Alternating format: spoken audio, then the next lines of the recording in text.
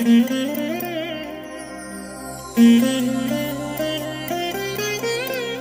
దినం పరము నుండి దిగివచ్చు మాట, ఇది నీ జీవితానికి వెలుగుల బాట, నీ ఒడిలో ఉంచబడిన దీవెనల మూట, అద్భుతాల ఆనంద ఊట.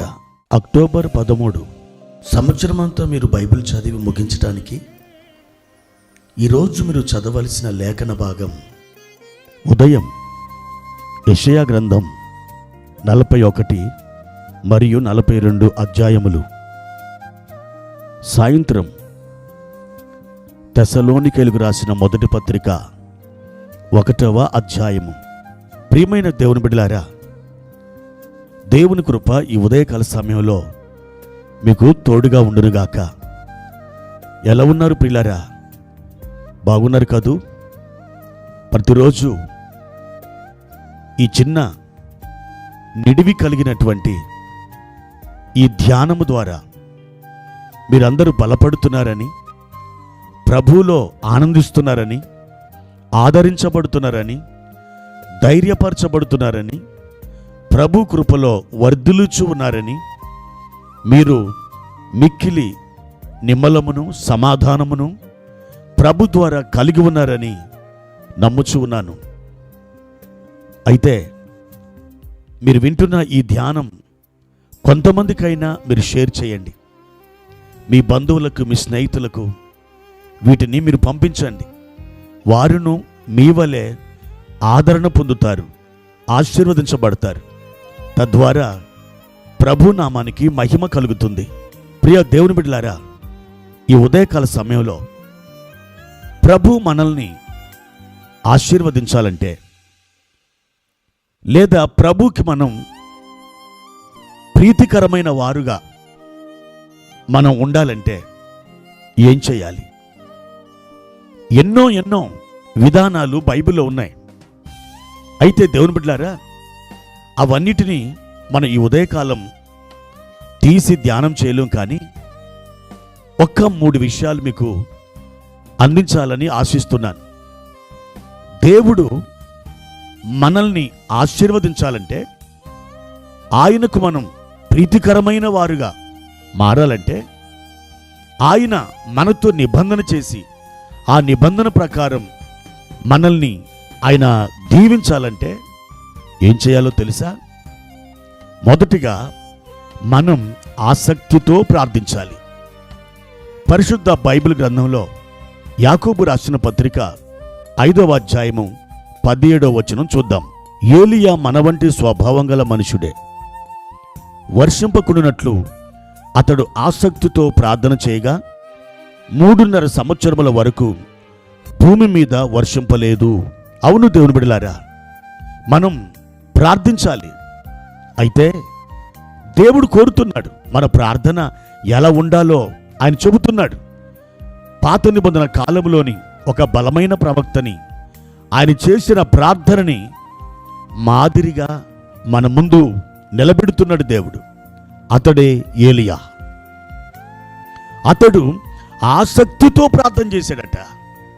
అవును, పెదవుల ప్రార్థన ఉంది, మ్రొక్కుబడి ప్రార్థన ఉంది, ఏదో చేయలేదు అన్నట్టుగా చేసే ప్రార్థన ఉంది, ఆచారయుక్తమైన ప్రార్థన ఉంది. కానీ ఇవన్నీ కూడా ఆసక్తితో చేసే ప్రార్థనకు ఇవి సాటి అయినవి కావు. దేవుడు అంటున్నాడు, నా బిడ్డ, నేను నీ ప్రార్థన విని నిన్ను ఆశీర్వదించాలంటే నీవు నా సన్నిధిలో ఆసక్తి కలిగి నువ్వు ప్రార్థన చేయి, నేను నీకు జవాబిస్తాను అని ఈ ఉదయకాల సమయంలో పరిశుద్ధాత్మ దేవుడు మాట్లాడుతున్నాడు. ఇకపోతే రెండవ విషయం, మనం దేవుని వాక్యాన్ని ఆసక్తితో అంగీకరించాలి. అపోస్తల కార్యములు 17వ అధ్యాయము 11వ వచనములో ఇలాగ రాయబడింది. వీరు తెస్సలోనికలో ఉన్న వారికంటే గనులయుండిరి గనుక ఆసక్తితో వాక్యమును అంగీకరించిరి. అవును ప్రియ దేవుని బిడ్డలారా, బెరయా దేవుని పిల్లలు, ఆ బెరయాలో ఉన్నటువంటి విశ్వాసులు పౌలు శీల చెప్పిన సంగతులు అలాగూ ఉన్నవో లేవో అని ప్రతి దినం లేఖనాలని పరిశోధిస్తున్నారట. అయితే వారు దేవుని వాక్యాన్ని ఆసక్తితో అంగీకరించారు. అందుకే వాక్యం అంటుంది, వారు ఘనులు. అవును, దేవుని ఎదుట ఒక ఘనతను పొందాలంటే దేవుని వాక్యాన్ని ఆసక్తితో అంగీకరించాలి, ఆసక్తితో నువ్వు పఠించాలి, ఆసక్తితో ధ్యానము చేయాలి. వాక్యం యొక్క ఆశీర్వాదం అది నువ్వు అనుభవించగలుగుతావు. ఇకపోతే మూడవదిగా, దేవుని చేత మనం ఆశీర్వదించబడాలంటే దేవుని పనిని మనం ఆసక్తితో చేయాలి.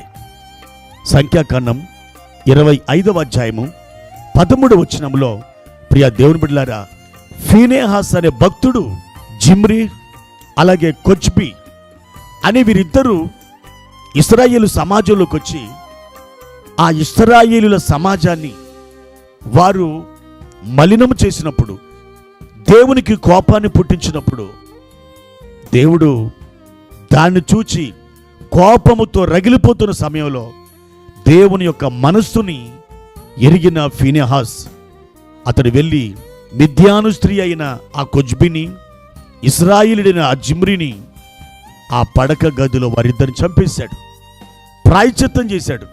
అతడు ఈ కార్యాన్ని ఎలా చేశాడని రాయబడింది. అతడు ఆసక్తితో నిర్వహించిందట, ఆసక్తితో జరిగించిందట.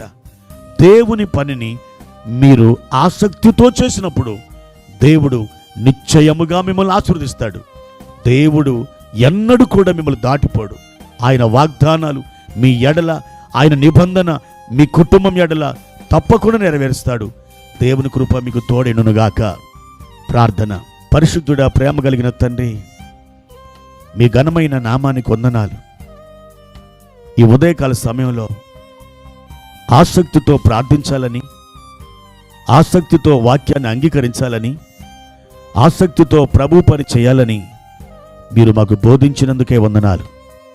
ఇట్టి రీతిగా చేసిన వారు ఫలాలు పొందారు, జవాబులు పొందారు, అద్భుతాలు అనుభవించారు.